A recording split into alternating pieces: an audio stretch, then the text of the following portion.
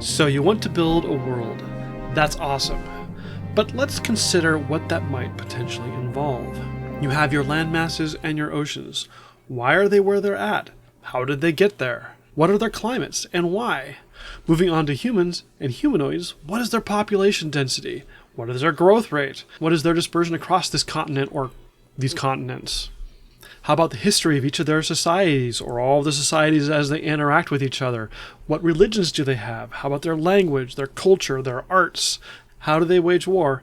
And so on. And once you got that one world figured out, is it the only world or is there a whole universe of worlds? Potentially, there is no limit to how far you can go with world building. All this to say that world building is a vast endeavor limited only by the imagination. The only true limiter is time, your time. So from a practical perspective, as we begin looking at world building, there are really two things you need to keep in mind as we set out. The first is intent, and the second is scope. Hi, my name is Jonathan Oldenburg, and I have been world building for 25 years. The purpose of my world building is to write novels. I currently have one published called Tears from Iron, and I'm working on a second one that should be released towards the end of this year. It is an epic fantasy built around a world that is as alive and as real as possible for my audience. Should you be interested in how I went about creating my world, I currently am rolling out a series on Substack telling that tale. But these videos aren't about me, they're about you and how I can assist you with all the lessons I've learned about world building to help you make your worlds as strong and as vibrant as possible. I should also add that I am simultaneous with this series on world building also rolling out one on writing. And so if you happen to be a world builder who is building that world to write stories in it, you may find that series helpful as well. Okay, so let's talk about intent. And intent is the quick one. We're going to spend a lot of time with scope, but intent really drives that scope. Why are you building a world? What is your goal in this endeavor? Are you a writer like me who wants to create a world that you can tell stories in?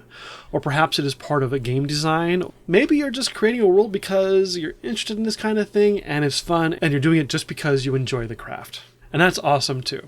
But really, when you think about why you're doing it, that will drive a lot of the choices as to how much time you spend on it, where you focus that time, and how all of that weaves into that ultimate final result that you're looking for. That's because, as with just about everything in this life, there is a cost and there is a benefit to all the actions that you take. And that brings us to scope. So let's start the topic of scope by assuming, briefly, that like me, you are world building to write a novel. But if you're not, hang with me because we're going to expand this back out and apply it to everything here in a moment. But it helps to narrow it down to one motivation that we can look at and analyze, and then we can apply that more broadly to all those motivations. What is the scope of that story? And I'm already going to veer back and I'm going to say, if it's a game, what is the scope of your game? If it's a movie, what is the scope of your movie? So on and so forth. What is the scope? Now, in terms of time, odds are most stories take place over the period of maybe a few weeks or perhaps a year if it's a larger novel. But odds are it is fairly constrained in the sense of time. Something that is much more variable, though, is geographical space. Some stories, like Tolkien's or Robert Jordan's or Stephen Erickson's, are world-spanning or at least continent-spanning, and they cover hundreds of thousands of miles. That being said, a complete story or game or movie could actually take place within the confines of a single city, a much smaller geographical space that maybe is only 1 square mile or just a couple square miles in size. Geography of where a story occurs can be very large or very small. The more geography you have, the more world building you have to do. Well, maybe not. Maybe that's a false assumption. Let's say you're telling a story about 4 country bumpkins who have to travel from their very quaint little village and go all the way across the world to throw a magical item of great danger into a fiery mountain. Sound familiar? Now, as they travel along the road, you don't have to flesh out in extreme detail all the different places along on their journey. You may describe a little bit of a forest or a mountain range. Maybe they stop off in a town. You don't flesh out that entire town. Maybe it's only the inn that gets a great deal of focus. The rest of the town doesn't matter so much. The point is, yes, Such a story covers a great deal of geographical space, but the depth of each of the locations that they travel through doesn't have to fully be fleshed out and delved into to the most minute of details. On the other hand, if you're setting a story or a game or a movie in a single city of, we'll say, 1 square mile, then odds are you have to spend a great deal of time world building what individual streets look like and blocks, even individual buildings, to a much greater complexity than you might expect from Tolkien's Bree. Geography and the amount of zooming in that you need, therefore, has a huge factor on what you need to focus on and maybe what you don't have to focus on as much. As one more quick example, let's step away from geography and think about cosmology. Now, if you're telling a story of a thieves guild and their shenanigans that they get into in one city, you probably don't need to fully flesh out the creation story of the world, what deities they are, what kind of complexities and struggles that they go through, and the ramifications for the broader world at large. On the other hand, if your story is one of those which has broad sweeping implications for the survival of the species or whether good or evil prevails, then that cosmology and cosmogony really becomes important to make sure that your story has the depth that it requires. Now, just because it doesn't require that depth, as in our city example, doesn't mean that there is not value in that depth. The question is, you need to weigh, is that value worth it as a time expenditure or not? Now, to provide an example, my novel Tears from Iron is set in an area about the size of Connecticut, so not a huge world-spanning story. And it also is set between the conflicts of 2 different races, humans and a fantastical race, and the various challenges and consequences of living in a world that is being torn apart by a cataclysm. As such, there is a little bit of background needed for the broader world, but really we don't need to look much beyond that Connecticut, if you will. Yet I do, and because I do, I am able to add value and perspective and depth to the story that might not otherwise exist. So cost and benefit. By adding that, I create a greater immersion for my audience, but it also comes at the cost of time. And that's something you'll have to weigh for yourself. Basically, along that vein, I see 3 tiers. The first of these is bare bones, which sort of speaks for itself, and that is doing just enough world building to get the job done, to have a successful world, to allow you to pursue that which is more important to you, which may be the writing or maybe the game design, what have you. The benefit here is you're spending a lot less time world building. The cost here is realism and immersion. At worst, you'll create inconsistencies and implausibilities. The poster child of this, I would say, is Star Trek, which after 60 years of being on the air, still has not managed to create consistent application of its pseudoscience. In some episodes, the transporters work one way, and in another, they work a different way. Or if you look at warp speed and the way warp speed interacts with normal space, the rules are completely different depending upon the intentions of the writer and the particular episode at hand. Now, I love the original series, and some of the later ones are pretty good too. But let's just be honest, 60 years, and they haven't solved it yet.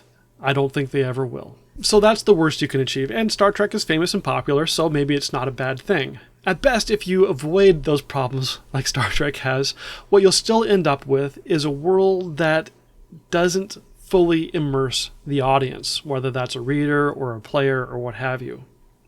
They'll get the sense that as they're walking down a street and they see buildings to the left and to the right, that if they turn off that main thoroughfare and were to step beyond it, they would see that those are just cutouts and there is no actual building beyond it. There is nothing beyond the far horizon.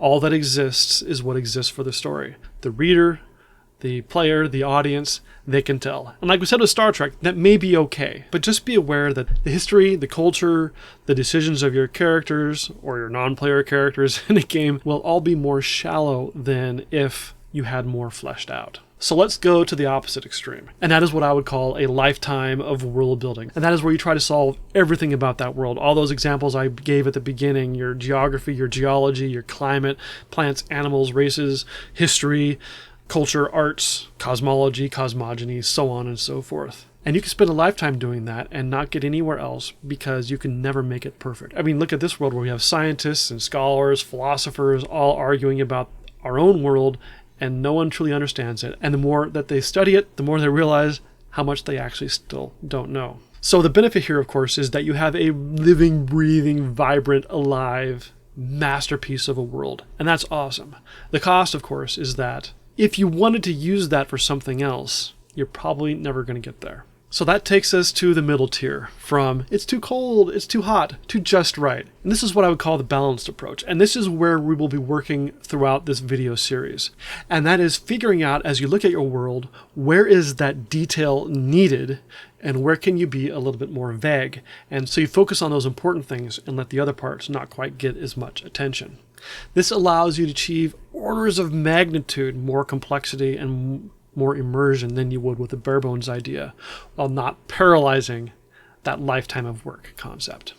Going hand in hand with this balance idea is also a second concept we're going to be working with, and that is the grow as you go idea, which basically means figuring out what you need to have answers to now, where can you be more vague, and then maybe where you can gradually expand and enhance and develop what already exists to give it increasing layers of complexity.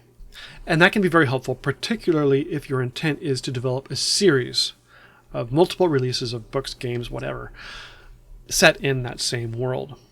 To give another example from my own experience, as I said, I have been building my stories world for 25 years, and I fleshed out a lot of it early on.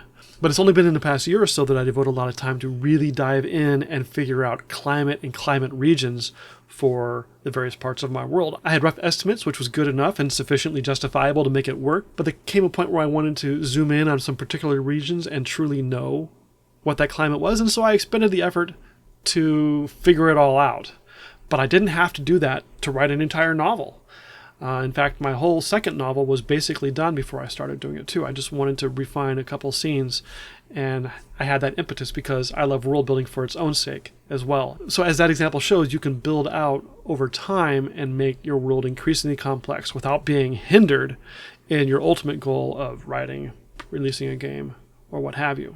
So that brings us to the end of this video. As I said, I am currently building a series on world building, and each month I'll be releasing a video. Now, I am doing two series concurrently. One's on writing and one's on world building, so they won't always be world building, but if you subscribe, you'll be able to keep up with all the different concepts that I roll out and that we cover. My intention is twofold. First, I want to make each video stand alone and be topical. So if you are interested in climate, to use my old example, or you want to work on cosmology or the religions of your world or what have you, you don't have to watch the entire series. You can find the video on that particular topic and watch that one to get some ideas that maybe you hadn't thought of already. Second, my intention is to work on this side by side with you. So as we go through the various topics, I will be building a world with you in a practical sense, and so we'll be walking through that side by side. Now, in some scenarios, it may be that new world that I introduce. In others, I may actually pull over from the world from my stories. But the idea there is to give you practical advice, see it in action, see it in motion, and so you are best equipped to apply it to your own projects. So with that, I'll say until next time, please like and subscribe. If you have any world building topics that you would like me to cover, please put them in the comments and I will roll them into the list that I'm growing and developing. And with that, goodbye and have a good day.